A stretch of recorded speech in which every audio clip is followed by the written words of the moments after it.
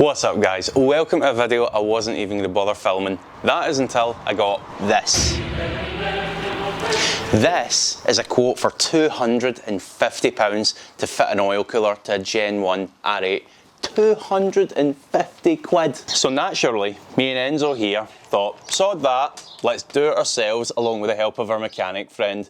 We'll film it and we'll also show some of you guys how you can save some money as well. It's what the channel's all about. Now I just wanted to take a minute to highlight this is the first video that I've made since having 1,000 subscribers, and I wanted to just give my gratitude. I am so grateful that over 1,000 of you have chosen to subscribe and want to see more.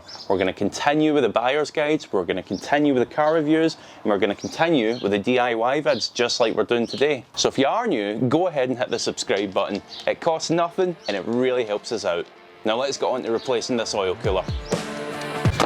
And yes, I did pick that back up. Now for those of you who don't know, the Audi R8 has got an oil cooler that sits behind the near side blade, and it's notorious for going wrong. This is one of the points that we covered in our Audi R8 buyer's guide. Link is in the top right hand corner if you want to check that out now. Now unfortunately, these oil coolers are not cheap. They retail at around about £550 from Audi, but I was able to get 10% off that just by asking. So step number one is removing the side blade. You need to remove a bolt here and here. Once you've done that, the whole thing should just slide off. Wow! What do you think about that? That's frighteningly easy to take that off. Very easy, isn't it? So whilst actually removing the side blade was easy, I was not having such an easy time behind the camera. All I can see is Afro. Is this a trim clipper? Also an easy way to get to the fuel filter as well. Is that the fuel filter? Yeah. Ah, there we go. The old Kraftstoff fuel filter. There it is in there. All of its leaky glory. Grant popped by. Flying visit. Hi Grant. Don't curb it.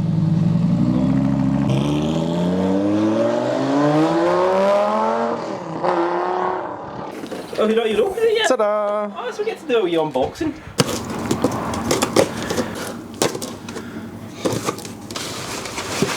Oh, shiny.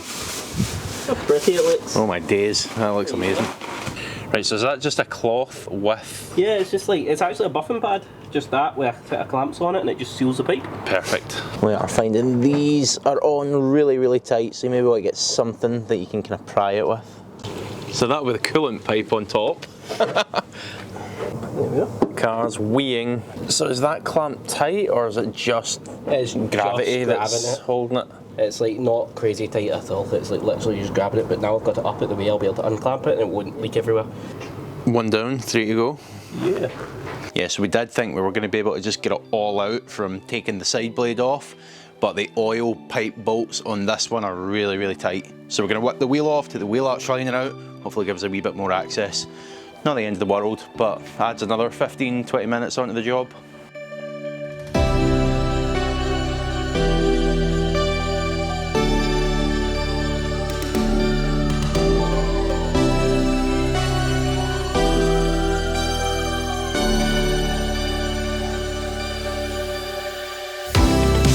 So here's what you're going to find once you've got that wheel arch liner off. The black oil pipes are the ones that we're interested in. Now don't be fooled, they are captive bolts. You just need to remove the nuts from the bottom.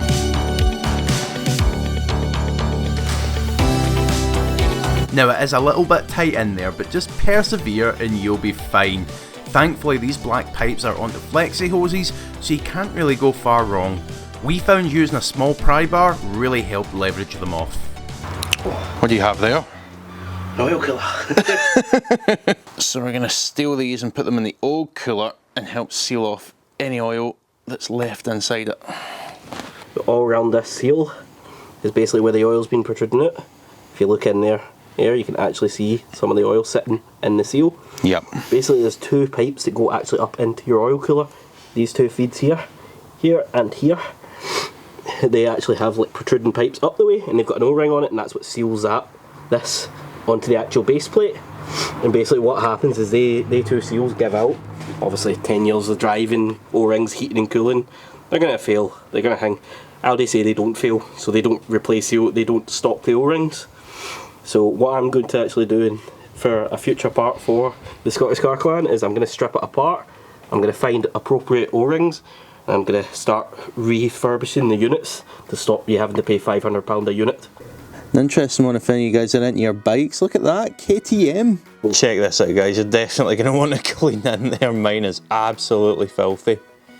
Because the trouble is, if we don't clean that, fit the new one, then I'm probably going to think it's still leaking, but it's just residual oil. Sweet. Two coolant pipes on. They went on a lot easier than they came off. Oh god, and now it's just putting the clips back on with the wee vice grips. Lovely stuff. And then we're done. Light work. That's quite the stance, Junior. So now it's just a case of piecing it all back together, which is basically just the reverse of how we removed everything. Now bear in mind, that oil cooler that we removed, it had coolant and oil in it, so you'll need to top up both of those levels to get them back to where they were. Now if you're tackling this job and you face any problems, go ahead and drop a comment below and we'll come right back to you and help you out. But above all else, remember to like this video so we can have Junior shave his head. Thank you very much for watching. May I next suggest you watch my review of this very car. And also, if you're enjoying the content, please do consider subscribing.